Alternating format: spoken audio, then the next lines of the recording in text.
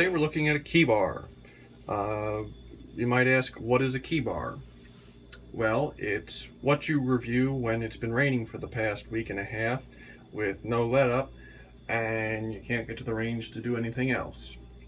In all seriousness, what I've been doing is I'm trying to review more EDC items, and this item kind of falls into the tactical EDC, efficiency craze that's been going on.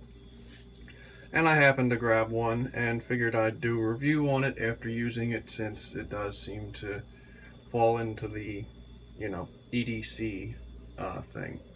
So, what a key bar is basically it's a different way to carry your keys. Normally when you carry your keys, we've all seen the little rings that you put your keys on, and then when you get so many keys, you got to get another ring, and before you go, you got a big clump of keys.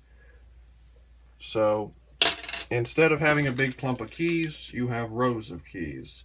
Basically what this is you've got two screws, and mine is heavily modified. I will talk about that later. But this is originally the copper key bar, and what it is it's a copper top, copper bottom piece, and then two screws. And what happens is that you line the screws up along this through the bottom piece, line your keys up, and you get spacers to put in between the keys. Now I'm not going to show how it's done because, one, there's several other videos that'll show you exactly how to put it together, and two, I don't really feel like it. But you line your keys up and you put spacers in between them, and then when you've got them all put in the pattern you want, you just put the top piece on and screw it all together, and it holds it all together in a nice neat little package. I've been using it for a few months now, and I gotta say I like it. There are some downsides to it, and I'll get into that, but for the most part, I've been using it for, as I said, several months, and I don't intend to stop using it anytime soon. Now, most of your keys go in here, but it does give the option, and this is different than one that you get from the factory, but there is the ability to have a little loop that then you can put a ring on and have your main keys. Like I've got my car key, key fob, little pocket knife, and of course the all-important ZZ Top Z. Well, I guess that would be two Z's, but hey.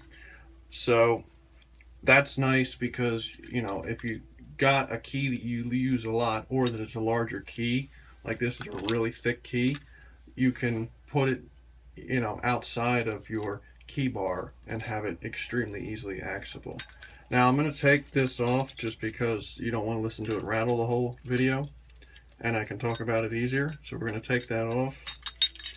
And now some of the downsides of the key bar are, one, depending upon the one you get. Now they come in all different materials, everything from aluminum to copper to brass to carbon fiber to titanium, and I'll get into some of the downsides of that.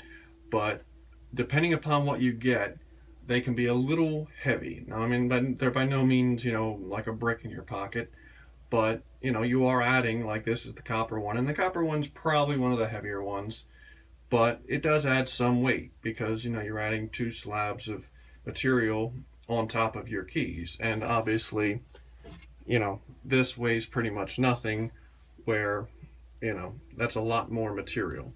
So it can add a little bit of weight. You might feel it. It took me, a couple days to get used to. It wasn't annoying, but it was just obvious that there was a little more weight in my pocket. So once you get used to that, it's really not too bad. The other thing I've noticed is a lot of people in the reviews, they talk about breaking keys or bending keys. Can it break a key? Can it bend a key? And what I'll do is I'll show. To answer that, yes, you can. Just like normal, you can break or bend a key. I had a couple keys that I was using in a rather stubborn lock, and after a few months of use, I noticed the key was starting to bend. And what it was because the lock was stubborn, I would insert the key and go to turn it, and of course you're holding it back here, not here. So when you're turning, you're putting a lot more torque on the key than you normally would, and it was bending the key. And I'm sure if I'd kept going, it probably would have busted the key off. But, you know, that can happen with any key, any lock. So my advice would be, you know, if it's a key you're going to use frequently, you know, just be careful how you open stuff. You know, just like when you're using a key normally, you know, if you put it in and start cranking on it, you're basically, this is going to act like a lever and apply a lot more pressure than normally would have been applied, and you might break it off. So, you know, just something to keep in mind when you've got your keys in there. But other than that, I really don't have too many issues about it. It does come with a nice pocket clip. And the thing I like about the pocket clip is you can hook it to just about anything. You can hook it to your inside of your pants pocket, outside of your pocket, hook it on your belt. The nice thing about hooking it onto your pocket is when you have a big clump of keys, I've certainly had enough pairs of pants that you'll wear a hole in your pocket because you'll, you know, have your keys in there and they're a big clump with keys sticking out all over, and they wear the inside of the pocket, and before you know it, there's a hole, and eventually one day your keys fall down through your pant leg, and, you know, hopefully you notice it. As far as them being, they market them as a noise buster, and I will say, like this, if you don't have any spare keys on, you know, if it's just the key bar itself, yeah, I mean, zero noise. You know, they're all pretty much solid in there, you know, until you move them out and use them, they're pretty solid.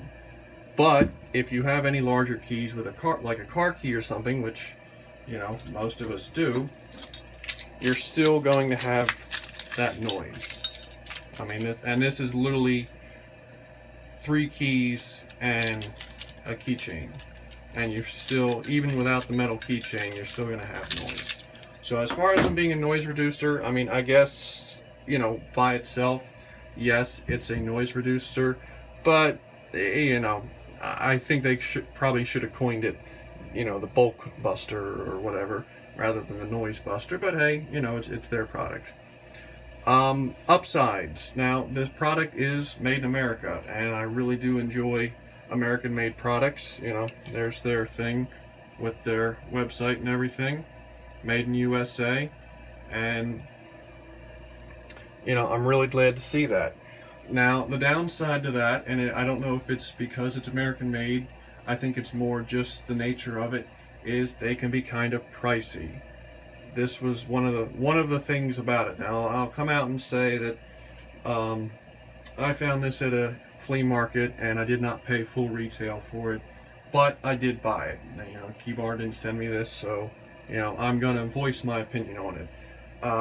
The copper Keybar itself, you know, this is $65 by itself, and I feel like that's kind of a steep price for, you know, basically 2 slabs of copper CNC'd out, and then, you know, you get a pack of screws, which I will say, because I changed my screws, but I switched over to all brass fittings, and I mean, I got everything I needed and then some for $6 at my local hardware store. So I do think some of their pricing, I mean, you can get some of their aluminum ones for, I believe, around $30.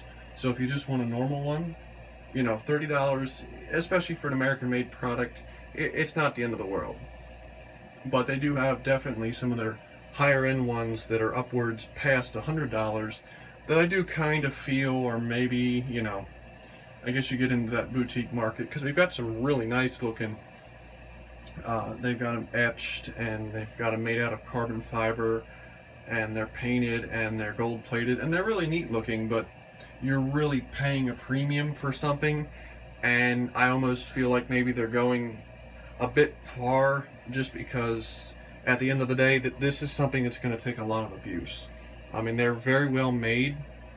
You know, I've been using this for several months and I have zero wear on it for the most part, so they're very well made. But at the end of the day, this is something that's going to ride in your pocket, and especially one of the fancier finishes, I really don't know how long they would last, being something you use every single day that rides around in your pocket, gets banged against your, you know, the dashboard of your car as you're driving, and gets thrown, tossed, dumped, and whatever.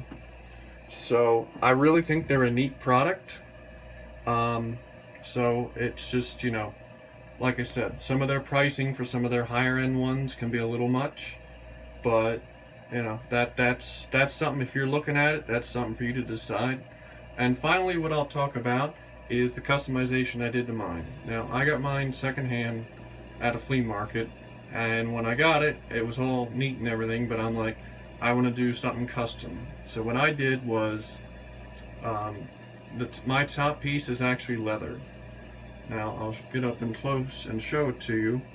I took leather, I cut it out from the shape of the top piece, and put a design in it, and then tanned it, hardened it, the hardening process was baking and then waxing to make it stiff, because obviously you're replacing a piece of metal and putting a piece of leather in, and they are what hold the whole thing together.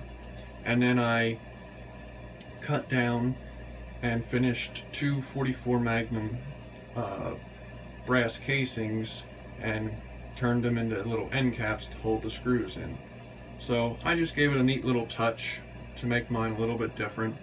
You do see a lot of the plain copper ones out there, and I figured, I wanted to make mine different, and I dabbled in a little bit of leather work, so I figured something like this would be a neat little project to work on, and I thought it'd be a cool idea. So that's it. That's my review. Congratulations, you just spent 11.5 minutes listening to some guy talk about basically a keychain. If you have any questions, feel free to ask them, and have a good day.